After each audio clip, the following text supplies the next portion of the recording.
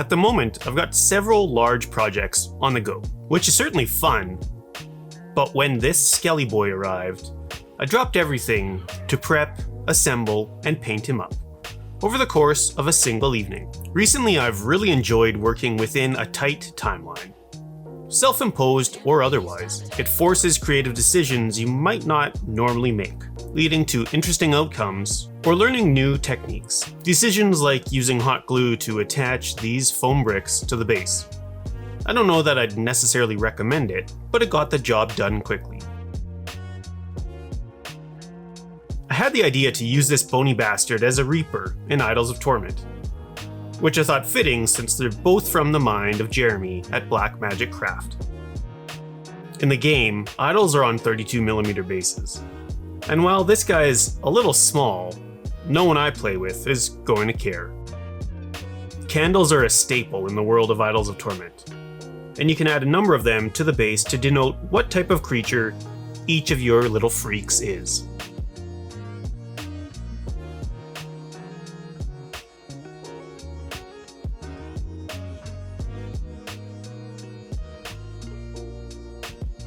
I decided to create really vibrant shadows with desaturated highlights, kind of the opposite of what you'd normally see or do.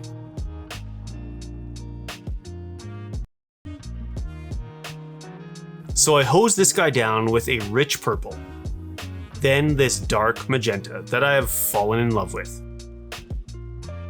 I planned on leaving this pretty well untouched in the shadows, not painting over the deepest recesses at all.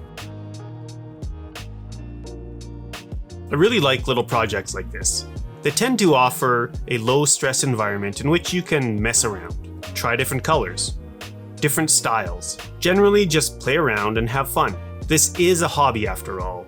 It really should be fun. Try not to be too precious about what you're doing or working on. Open up, relax, and create.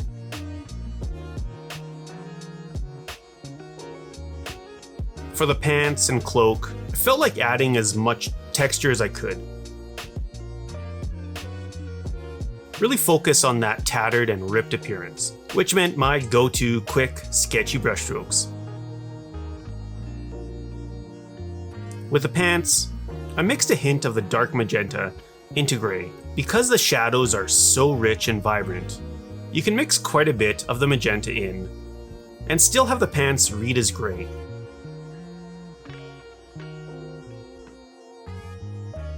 A weathered, desaturated blue felt like the right choice for his cloak. I tossed some of this abyssal turquoise on the palette and mixed in some light gray and warm white, desaturating and brightening it up a bit and slapped on those sketchy lines. Now I'll say this in nearly every video. I don't blend. No glazing, no wet blending, just thin lines, slashes, and dots. I paint how I enjoy painting. I'm not saying you shouldn't blend. In fact, don't do anything just because someone else does it. Try everything. Find what you like. Have fun. As I worked on this dude, I realized that I was just kind of exploring contrast. Contrast in saturation, in hue, in texture. Because I gave myself a very limited time frame, I was more or less intuitively making decisions and just rolling with it.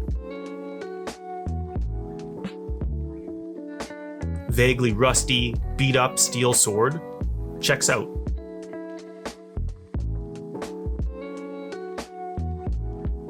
Purpley gray stonework? Yeah, sounds about right.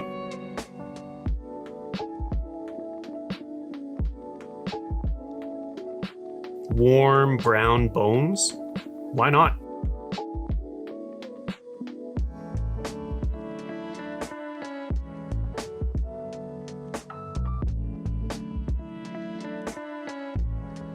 If you want one of your own, head to the link in the description. There's absolutely no benefit to me. This is just an excellent sculpt, and Jeremy is good people.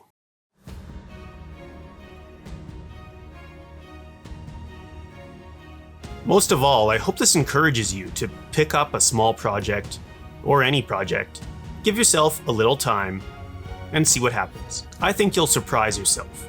and ultimately, I hope you enjoy it.